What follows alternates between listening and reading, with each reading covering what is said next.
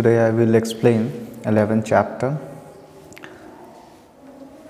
of this course. So chapter 11 here given, it is about organizational transformations, means how organization transform itself. Okay, so organization pass through many stages of life, just like birth, growth, decline and death. So I will explain you so how different organizations come into existence, how they grow, and what are the reasons due to which the growth declines, and ultimately this decline in growth leads to death. So these all things I will explain. So the first heading, it is given the organizational life cycle. So the sequence, so organizational life cycle is a sequence of stages of growth and development through which organization may pass. So here organizational life cycle, it is nothing but a sequence of stages of growth and development. So how organizations grow and develop through different sequences, so that it will come under organizational life cycle. So that's why written a sequence of stages of growth and development through which organization may pass. So organization passes, here you see stages of life cycle. Organization passes through these all stages. First it is given birth, then second given growth, third given decline and fourth given death. And along y-axis here given organizational effectiveness. So how much organization is effective. A model of organizational life cycle, this is given, that figure shows the model of organizational life cycle. It means the organization passes through these four stages. So first birth, second growth, third decline, fourth death. So organizations pass through these four stages at different rates, and some do not experience every stage. So the rate at which organizations pass through these four stages may differ from organizations to organization. And it is also possible that some organizations are not going to experience every stage. Maybe possible that one organization experienced birth stage and then directly to death stage, or birth to directly decline and then death without growth. So this also may possible.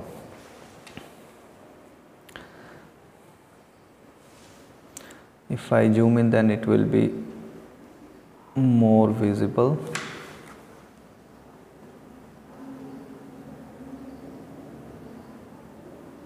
Okay, now it is sufficient.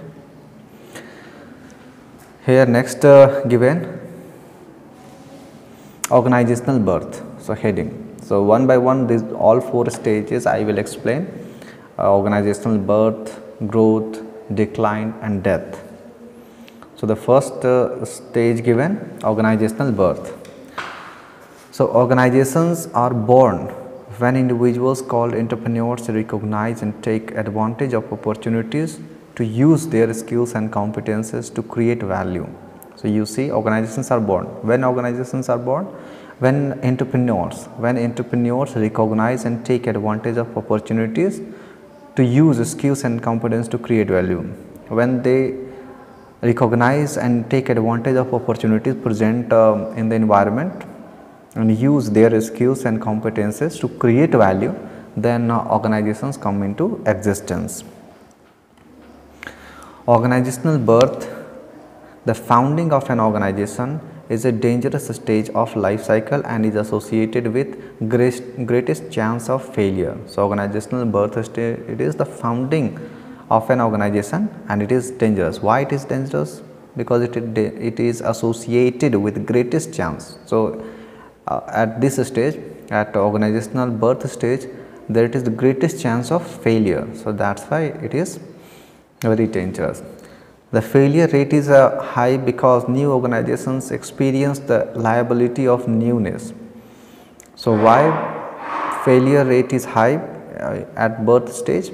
Because organizations experience the liability of newness, means dangers associated with being the first in new environments, because these are the organizations who are new in new environment. So that's why they do not know the ways through which to go to get their goals.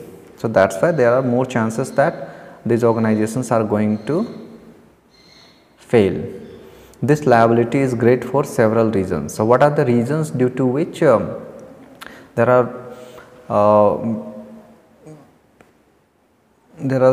this liability is great for several reasons. So many reasons are responsible for the organization to experience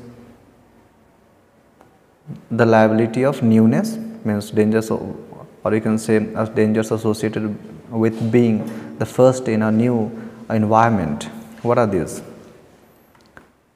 So a new organization is fragile because it lacks a formal structure to give a value. So this is the first reason, you can say, due to which the organization, the new organization in the new environment fails. The first reason is that there is lack of formal structure, means new organizations lack a formal structure to give its value creation processes and action stability and certainty.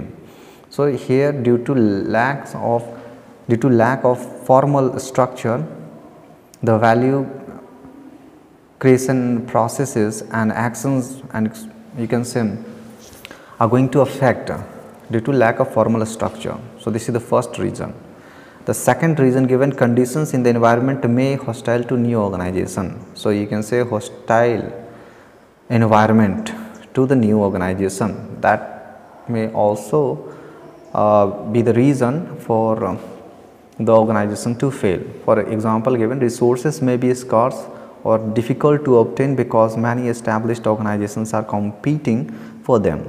So if in the environment, the reason it may be the environment is hostile. So what are the reasons, what are the factors which are making the environment hostile? So the reason it may be scarce resources, and already established organizations are also competing for those scarce resources. So that's why here the environment is very hostile for new organizations. And solution. So what are the solution for these problems? So solution, just like the problem of lack of formal structure, second, given a hostile new organization. So these are the problems which new organizations face. So when these new organizations face such problem, then they must find out solution to overcome such difficulties. So solution given here, first, developing a plan for a new business. So what organizations can do? Organization can develop a plan for new business. So first, given, notice a product opportunity and develop a basic business idea. So first is that notice a product opportunity, means whatever product opportunity is present in the environment. So the organization must notice that and develop a basic business idea about that product. Okay. So second, given, conduct a strategic analysis. So strategic analysis here given, SWOT analysis. So analyze means SWOT, it is the short form of strength, weakness, opportunity, threat. Okay. So given, identify opportunity, whatever different types of opportunities are present in the environment. So first of all, identify those opportunities. Second, given, identify threats. So what are different threats which may harm the organization? So that the organization will have to identify. Third, given, identify strengths. So what are different types of strengths which organization possesses? Identify weakness. So weakness of the organizations should also be identified, so that on the basis of these all factors, the organizations can make decisions, so that organization is going to be effective in the new hostile environment. Third step, we can say third solution given, decide whatever the business opportunities is feasible. Decide means what are different types of business opportunities are possible. Fourth, given, prepare a detailed business plan. So this is the fourth way by which organization can overcome the hostility of the environment. So prepare a detailed business plan, statement of mission, goals and financial objectives, a statement of a strategic, so here it is the first given, so second given financial objectives, third given statement of a strategic objectives, means long term objectives, fourth given list of necessary resources, what are different types of resources are required for the organization to operate properly, organizational timeline of events. So given here organizational timeline of events. So the organization must decide how much time it will take to come, or you can say how much time it will take to achieve the goal.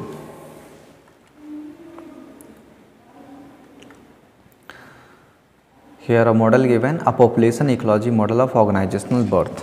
So here this model explain about organizational birth. It means the first stage of organizational life cycle. So what this says, you see here, population ecology theory seeks to explain the factors that affect the rate at which new organizations are born and die in a population of existing organization. It means in a population of existing organizations, what are different types of factors that affect the rate at which new organizations are born. Okay, at what, so organizations must find out the factors, so which new organizations are. You see here population of existing organization. Here explain this theory explain the factors that affect the rate at which new organizations are born in a population of existing organizations.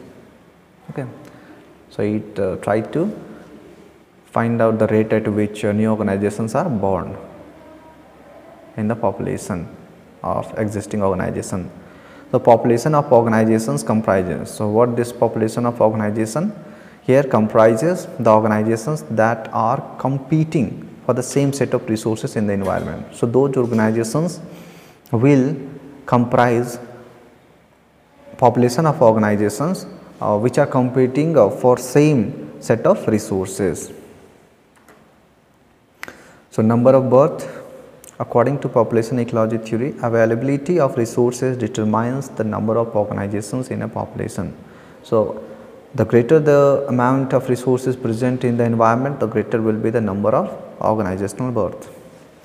The amount of resources in an environment limits population density.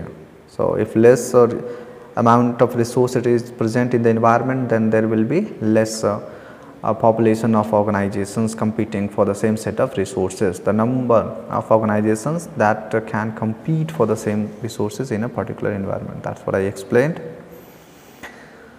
Two factors account for the rapid birth rate. So what are these two factors? So two factors are responsible for the rapid birth rate. First, given an organizations, as organizations are founded, there is an increase in the knowledge and skills available to generate similar new organization. Okay, so as organizations are founded, there is an increase in the knowledge and skills available to generate similar new organization. So new organizations provide increase in the knowledge and skills available. Okay, so other organization means new organizations which are going to emerge, they can use those knowledge and skills available to establish themselves also. So that's why as organizations are founded, there is an increase in the knowledge and skills available to generate similar new organization. Second factor which account for the rapid birth, it is when a new kind of organization is founded and survives, it provides a role model. Okay. If a new organization is going to be founded and if that organization survives, then other organizations are going to copy that that organization's model. Okay, so that other organization can also emerge, other organization can also be founded.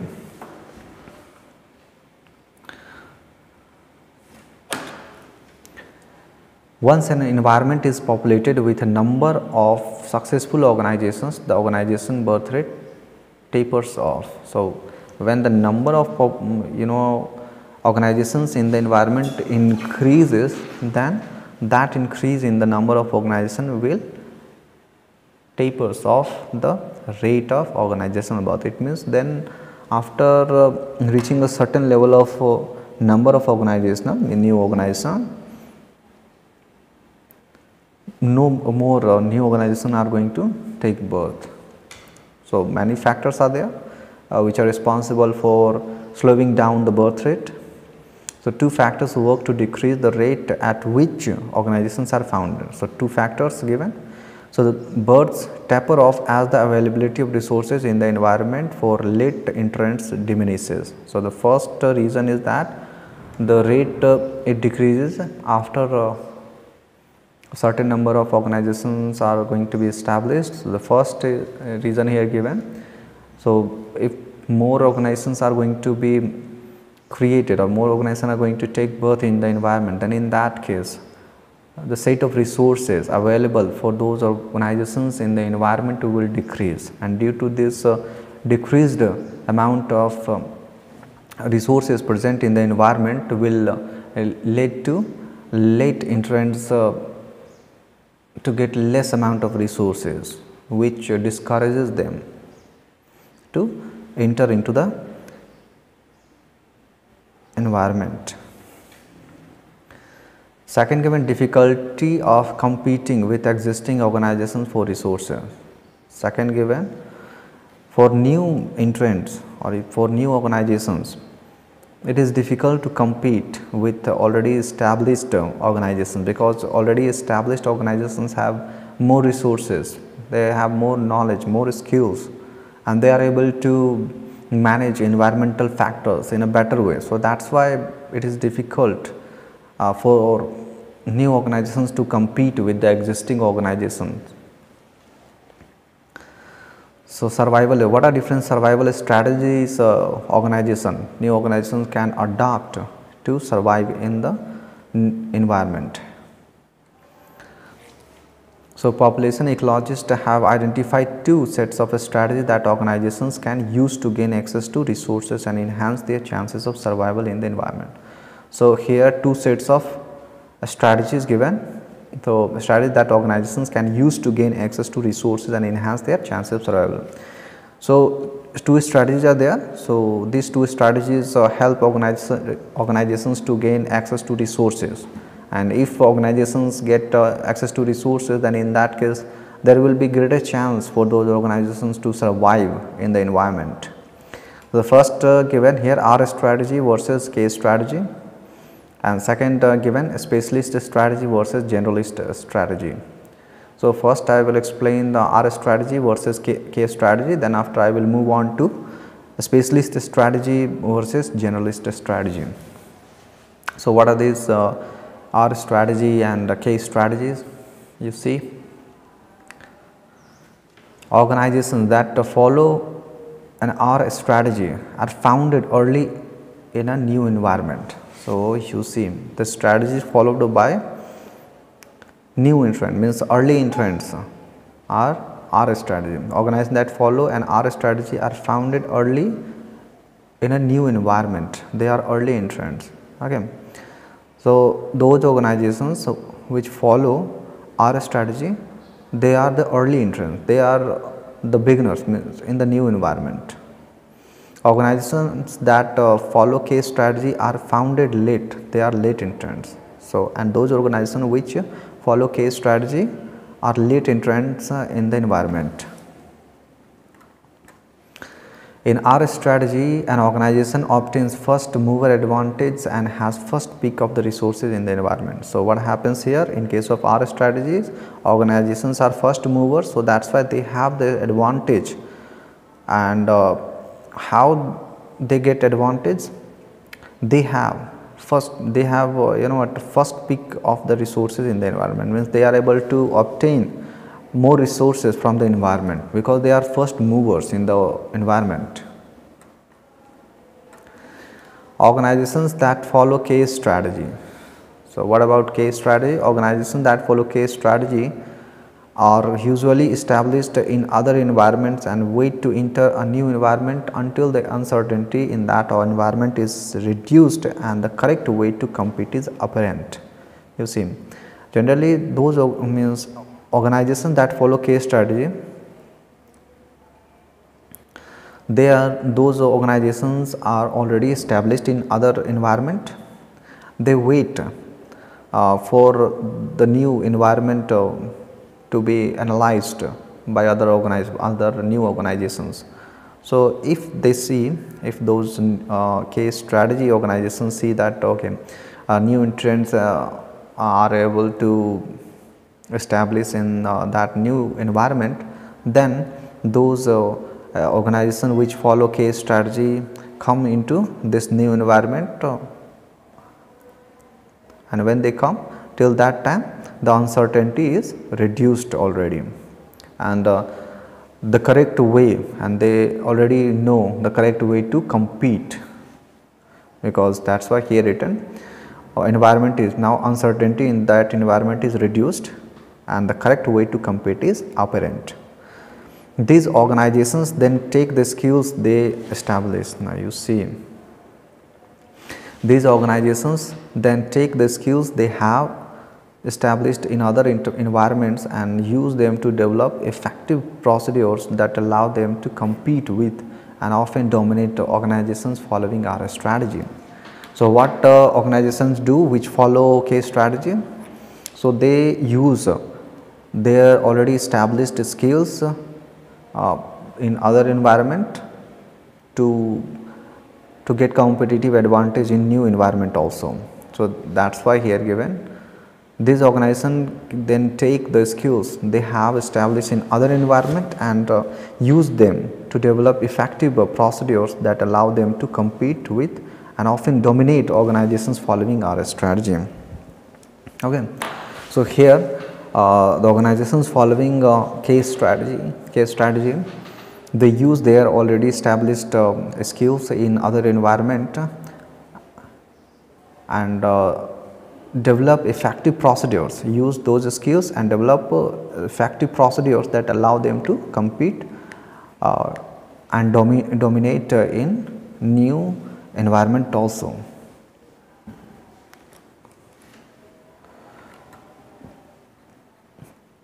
Second given,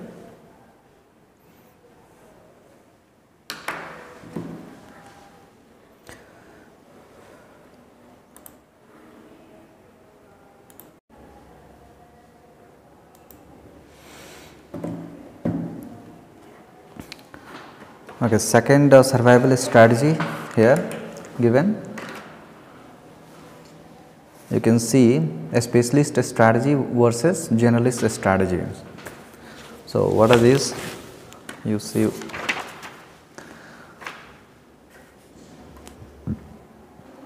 specialist organizations or specialists concentrate their skills to pursue a narrow range of resources in a single niche.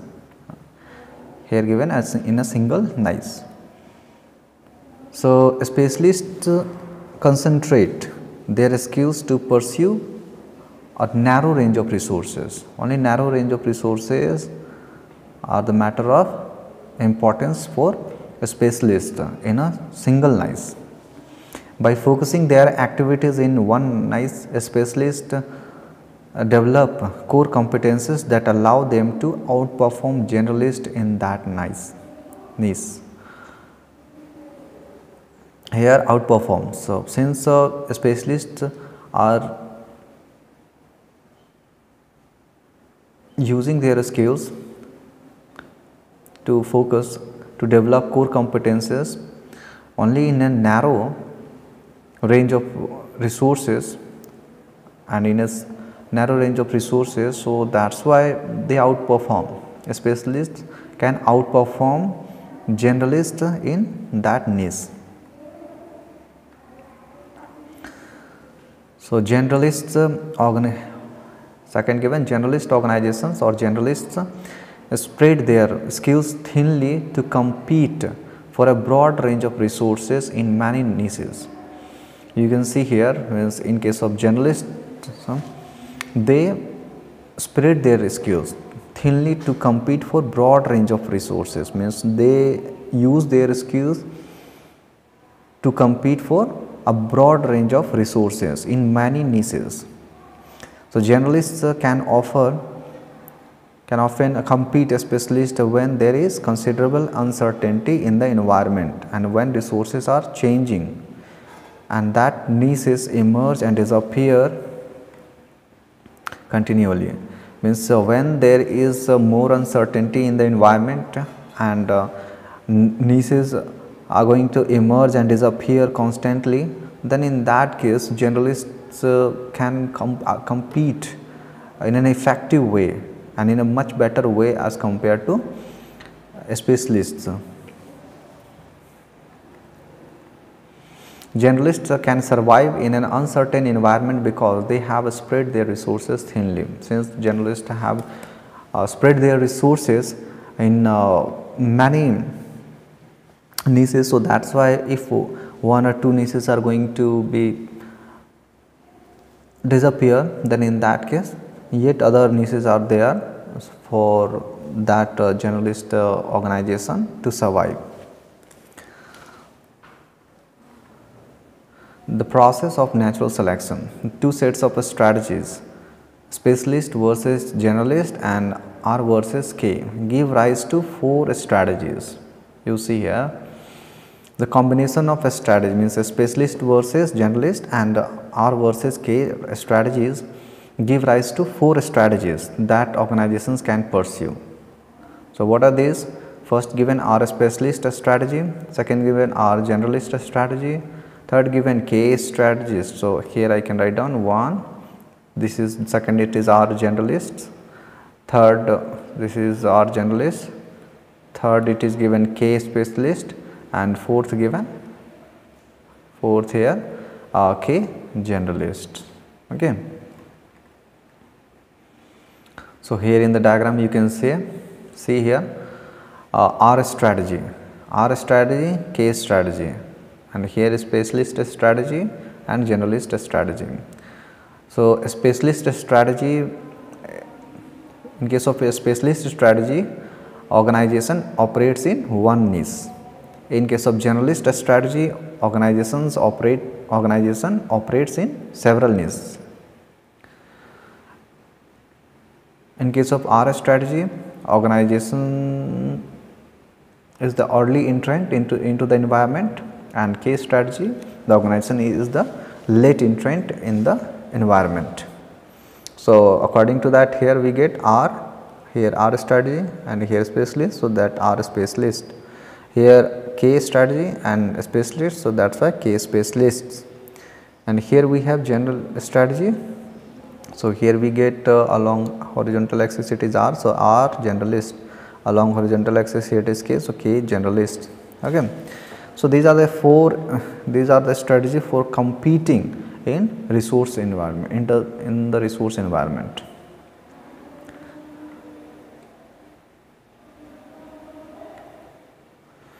The driving force behind the population ecology model of organizational birth is natural selection. So you see here the driving force behind population ecology model of organizational birth is natural selection. So what is this natural selection? So which is the driving force for population ecology model of organizational birth? So this natural selection says that the process that ensures the survival of the organizations that have the skills and abilities that best fit with the environment. So the process that ensures the survival of the organization that have the skills and ability that best fit with the environment. It means those organizations are going to survive who have the skills and abilities that best fit with the environment. If there is fit in between the skills and abilities of organization and the environment, then in that case that organization is going to survive, otherwise that organization is not going to survive in the environment. Over time, weaker organizations such as those with old fashioned or outdated skills and competencies, or those that cannot adapt their procedures to fit with changes in the environment, are selected out of the environment and die, you see. So, here up to date skills and competencies are very important thing for the very survival of the organization. If over time organizations are able to adapt to the changes in the environment, then the organization will survive, otherwise that organization will die.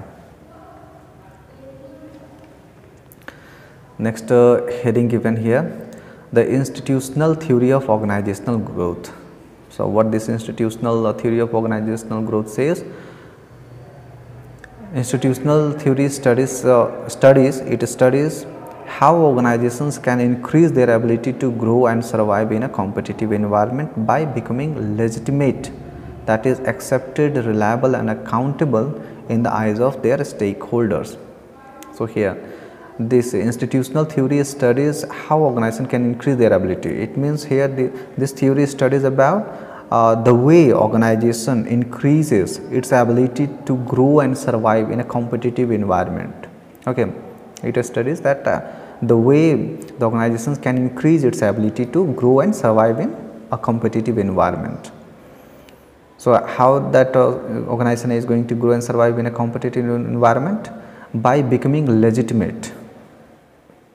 By becoming legitimate means accepted by, reliable and accountable in the eyes of the stakeholder. If stakeholders see that that organization is reliable and accountable, that in that case the legitimacy of that organization will increase, and that very legitimacy of the organization will lead that organization to increase its ability to grow and survive, because they are getting support from the stakeholders.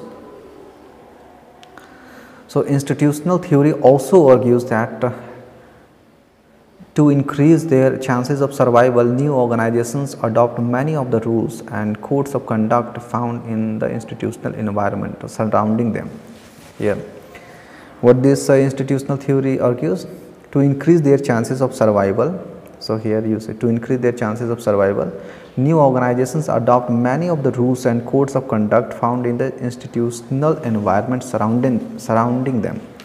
Means whatever you can say new things are there, new rules and codes are there present in the environment, and so those rules and codes are going to be accepted by the new organization if the organization wants to increase its chances of survival. So, institutional environment is the set, you see, institutional environment is the set of values and norms that govern the behavior of population of organizations, you see. So, here one term it was written, institutional environment. Okay, if new organization has to survive, then in that case that new organization will have to adopt the rules and codes of conduct which are present in institutional environment. Institutional environment means the set of values and norms, here given the set of values and norms that govern the behavior of organizations or population of organization, means how different organizations in that particular environment value different things and use different kinds of norms to govern their activities in that environment. Organizational isomorphism given here. So, as organizations grow, they may copy one another's strategies, structures and cultures and try to adopt certain behaviors because they believe doing so will increase their chances of survival. Okay, means with growth organizations copy one another's strategy, means the way other organizations, means the way established organizations are using different strategies, structures and culture to survive in the environment. The same set of strategies, structures and cultures can be adopted by new organizations also. So, Why they adopt or why they copy? They copy or adopt because they believe doing so will increase their chances of survival. So that's why they copy and adopt. As a result of organizational isomorphism, so here the similarity among organizations in a population. So now you can see the similarity. So here organizational isomorphism is nothing but the similarity among organizations in a population of organization. Means in a particular environment how different organizations are similar to each other. So that is organizational isomorphism. As a result of this organizational isomorphism, meaning the way different organizations are similar to each other,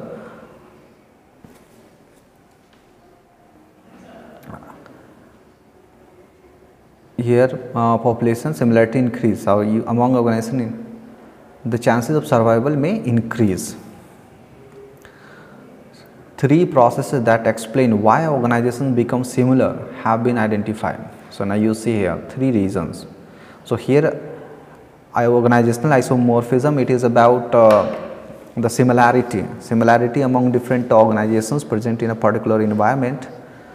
Okay, so why those organizations become similar to each other? So there must be some reasons. So here reasons are given. So the first reason here given coercive, second given mimetic, third given normative. So these are the three basic reasons due to which organizations become similar to each other in a particular environment. So first given coercive isomorphism. So what is this coercive isomorphism? Okay, let me recheck this one again.